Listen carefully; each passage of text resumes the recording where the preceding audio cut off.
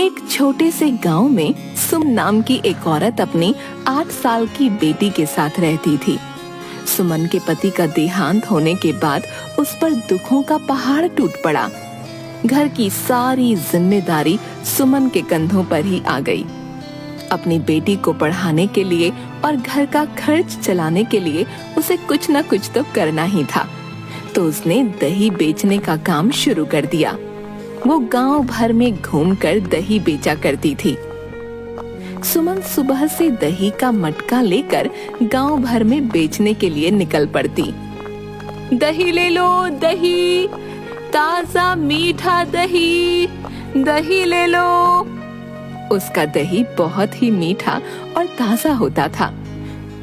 लोगों को उसका दही बहुत पसंद आता था।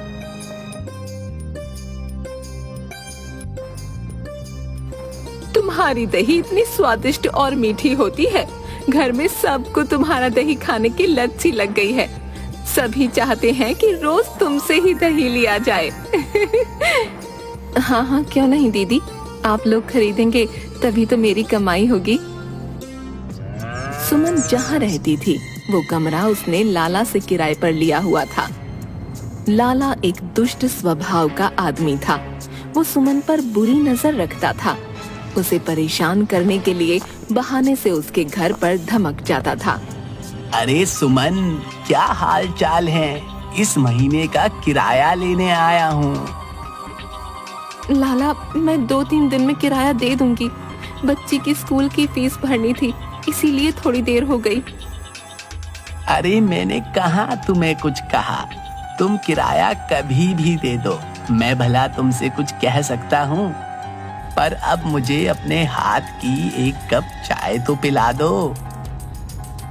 इस तरह लाला सुमन को परेशान करता रहता, पर सुमन मजबूर थी, इस वजह से चुप रहती।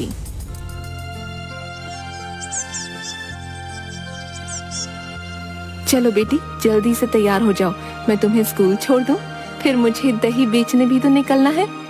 बेटी को स्कूल छोड़ने के तुरंत बाद ही सुमन दही बेचने निकल जाया करती।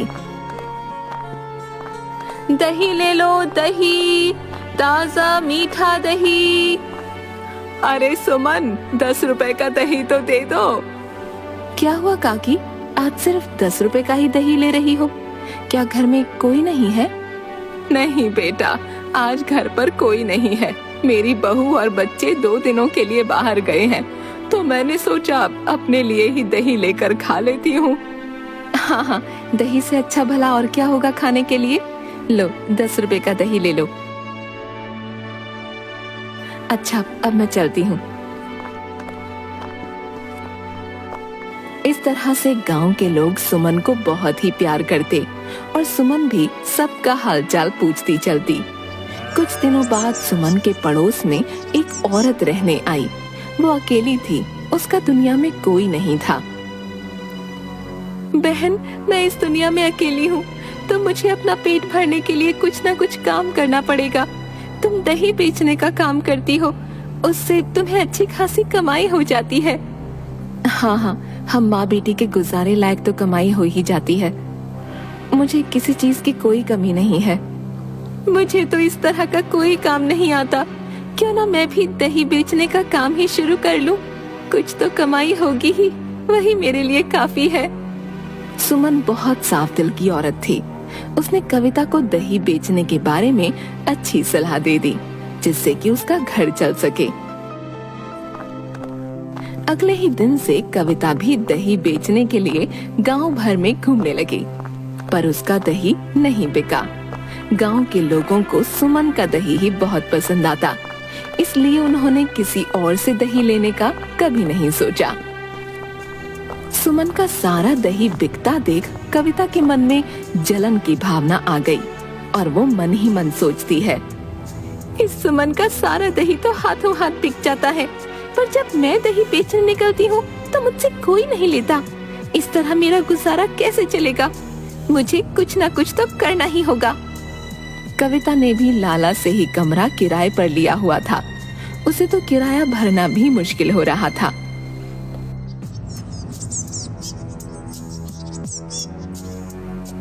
सुमन सुबह सवेरे काम पर जाने से पहले अपनी बेटी को स्कूल छोड़ने के लिए निकल जाया करती। लेकिन सुमन जैसे ही घर से निकली तभी लाला आ धमका। अरे सुमन, कहाँ जा रही हो? तुम अकेली जान आखिर कितने काम करोगी? लाओ बिटिया को मैं स्कूल छोड़ आता हूँ। तुम्हें अभी काम पर भी तो जाना है। देखो लाला, हमने तुमसे कमरा किराए पर लिया है। महीने में एक बार कमरे का किराया लेने आया करो। यूं रोजाना मेरे घर आना अच्छी बात नहीं है। और तुम्हें इससे क्या मतलब कि कितने काम करती हूँ? अपने काम से काम रखो और मुझसे यूं मत उलझा करो। ये कहते हुए सुमन वहाँ से चली जाती है और लाला को उसके इस व्यवहार पर बहुत गुस्सा आता है। एक दिन लाला कविता के घर किराया लेने जाता है। लाओ भाई, मेरे महीने का किराया दे दो। अरे लाला, मेरे तो खाने के ही लाले पड़े हुए हैं। मैंने सुमन को देखकर ही दही बेचना शुरू किया, पर उसका सारा दही बिक जाता है, मेरा नहीं। मैं तुम्हारे किराए के पैसे कहाँ से लाऊं? मुझे कुछ समझ नहीं आ रहा। लाला तो सुमन से चिढ़ा ही पड़ा था। उसने सोचा कविता के जरिए सुमन से बदला लिया जाए। देखो, सुमन का तो सारा दही बिक जाता है। तुम्हें कुछ तरकीब लगानी होगी।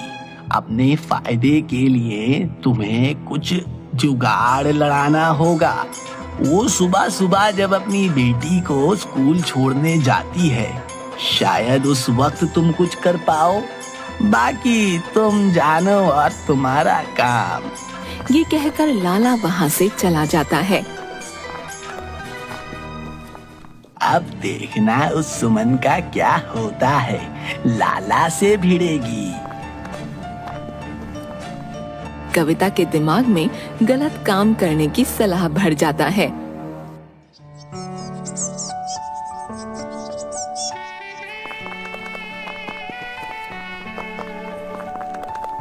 अरे कविता, मैं बस अपनी बेटी को छोड़कर आ रही हूँ। जरा 10 मिनट मेरे घर पर नजर रखना। हाँ हाँ, क्यों नहीं, तुम आराम से जाओ। इस तरह सुमन सुबह निश्चित समय पर अपनी बेटी को स्कूल छोड़ने जाया करती और वापस आकर दही लेकर बेचने निकल पड़ती। कविता के दिमाग में एक विचार आया। क्यों ना अपना दही ले जाकर सुमन के दही से बदल दूं? इससे मेरा दही ज्यादा बिकने लग जाएगा और मेरी अच्छी खासी कमाई हो जाएगी। इस तरह का विचार मन में रखते हुए अगले ही दिन जब सुमन अपनी बेटी को स्कूल छोड़ने जाती है, तभी मौका देखकर कविता अपनी दही की मटकी से सुमन की दही की मटकी बदल देती है और जल्दी से उसका दही लेकर अपने घर आ जाती है। घर वापस आते ही सुमन दही लेकर बेचने निकल जाती है। दही ले लो, दही, ताजा मीठा दही। अरे बहन, जरा आधा किलो दही दे देना। हाँ हाँ भैया, अभी देती हूँ।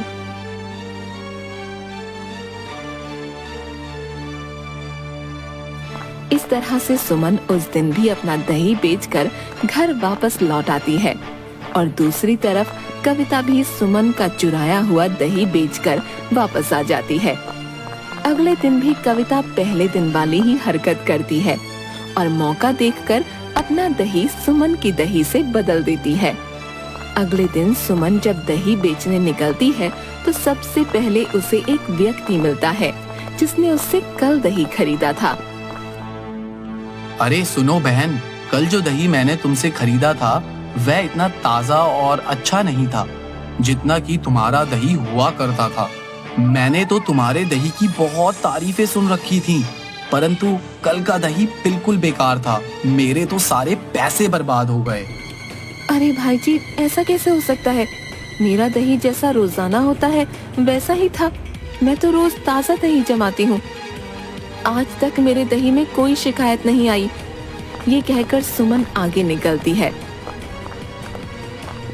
तो बूढ़ी काकी मिलती है। अरे सुमन, तुझे क्या हो गया है? कल तेरा दही बिल्कुल अच्छा नहीं था।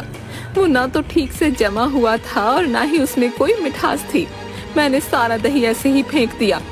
तुझसे लिए हुए दही में तो आज तक कोई शिकायत नहीं हुई, पर कल का दही बिल्कुल बेकार था। थोड़ा ध्यान रखियो आगे से।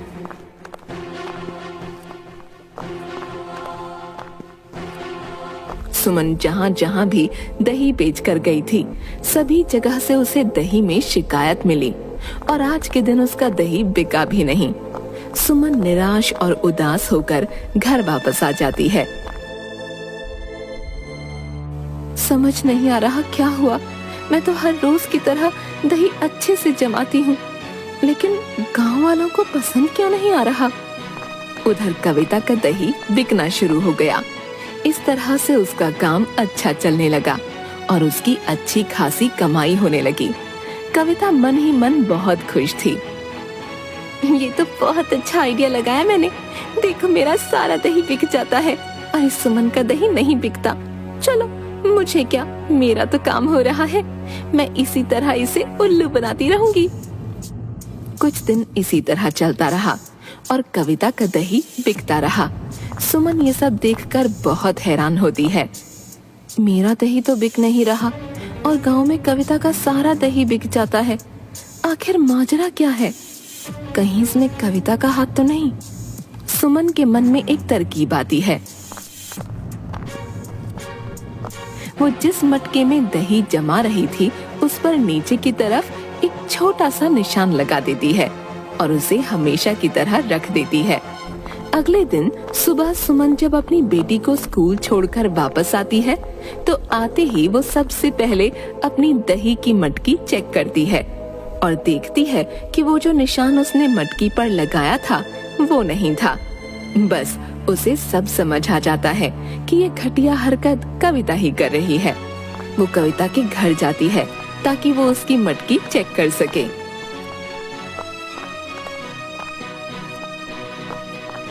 अरे क्या हाल है कविता बहन, आज दही बेचने नहीं गई? अरे बस निकलने ही वाली थी। आओ बैठो, कहो कैसे आना हुआ? मेरे घर में चीनी खत्म हो गई है, तुम मुझे एक कटोरी चीनी दे दो, मैं कल ही तुम्हें वापस लौटा दूंगी। हाँ हाँ क्यों नहीं, तुम 2 मिनट यहाँ बैठो, मैं अभी चीनी लेकर आती हूँ। सुमन ने कविता को बहाने से चीनी लेने भेजा था ताकि वो मटकी चेक कर सके। सुमन को जिस बात का शक था वो सही निकला। वो निशान लगी हुई सुमन की दही की मटकी कविता के घर में थी। सुमन को सारी बात समझ आ गई कि कविता ही उसकी दही की मटकी चुराकर अपनी दही की मटकी वहाँ रख देती है। तभी कविता चीनी लेकर वहाँ आ जाती है।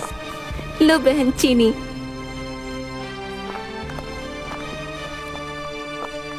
सुमन चीनी लेकर चुपचाप वहाँ से निकल आती है और सोचती है, कविता से चोरी की बात कही तो वो कभी भी नहीं मानेगी, इसीलिए उसे रंगे हाथों पकड़ना होगा। अगले दिन सुमन अपने आस पड़ोस के कुछ लोगों को इकट्ठा करके बात कहती है। देखिए, आप लोग तो मुझे कब से जानते हैं, मेरी किसी से कोई लड़ाई या झगड़ा नहीं है, पर इस कविता ने मेरे साथ बेईमानी की है। वो रोज मेरे घर से मेरी दही की मटकी चुरा कर ले जाती है और मेरे घर पर अपनी दही की मटकी रख जाती है, जिससे मेरी दही में शिकायत आना शुरू हो गई है और लोगों ने मुझसे दही खरीदना बंद कर दिया। अब मैं आप लोगों से मदद मांगती हूँ, आप मेरे साथ छुपकर उसे रंगे हाथों पकड़ें। हाँ हाँ सुमन बहन, हम तो तुम्हें कब से जानते हैं, तुम्हारे दही में तो आज तक कोई शिकायत नहीं आई थी। हम लोग भी बड़े हैरान थे कि ये सब हो कैसे रहा है। तुम चिंता मत करो, हम तुम्हारी पूरी मदद करने को तैयार हैं। सभी लोग सुमन की बात मान लेते हैं और सुबह उसके घर के पीछे छुपकर खड़े हो जाते हैं।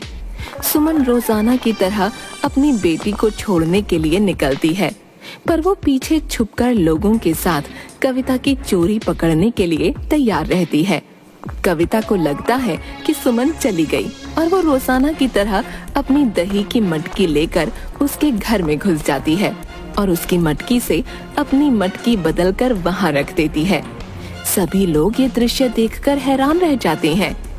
कविता जैसे ही सुमन की मटकी चुराकर उसके घर से निकल रही थी, सभी लोगों ने उसे पकड़ लिया। वाह कविता, तुम तो बहुत चालाक और चोर निकली। चुपचाप अपने पड़ोसी के घर में घुसकर चोरी कर रही हो तुम्हें शर्म नहीं आई सुमन ने तुम्हारी कितनी मदद की जब तुम दही बेचने का काम शुरू करना चाहती थी और तुमने उसी के साथ धोखा किया। सब लोगों को इस तरह देख कविता के हाथ से मटकी गिर जाती है और वो घबरा कर बोलती है, मुझे माफ कर दीजिए, मुझसे बहुत बड़ी गलती हो गई। जब मैंने देखा सुमन की सारी दही बिक जाती है, मेरी दही कोई नहीं खरीदता, तो लाला ने मुझे ये सब करने के लिए उकसाया और कहा कि मुझे कुछ ऐसा करना चाहिए जिससे मेरा दही बिके और सुमन का नहीं। मेरे मन में लालच और चोरी की भावना आ गई। आप लोग मुझे माफ कर दें, मैं आगे से ऐसा कुछ नहीं करूंगी। सुमन, तुम भी मुझे माफ कर दो, मैंने तुम्हारे साथ बहुत गलत किया। कविता, तुम्हें इस घटिया हरकत की माफी नहीं मिल सकती। तुम इस गांव में रहने लायक नहीं हो। तुम यदि यहाँ रही तो आज नहीं तो कल फिर किसी और के साथ ऐसा करोगी। गांव के सब लोग कविता को दोषी मानकर उसे गांव से निकल जाने का आदेश देते हैं। लाला को भी लोग बहुत खरी खोटी सुनाते हैं और उससे कहते हैं कि वो औरतों की इज्जत करना सीखे। सुमन के पड़ोस के लोग उसे कहते हैं, देखो सुमन बहन, हम लोग कविता की चालाकी समझ नहीं पाए। ये तो तुम्हारी सूझबूझ के कारण उसे सबक मिला और उसे इस गांव से जाना पड़ा। और रही उस लाला की बात, अगर तुम्हें परेशान करे तो हमें बताना, हम लोग उसे सबक सिखाएंगे। अब तुम कल से दोबारा गांव में दही बेचने आ जाओ।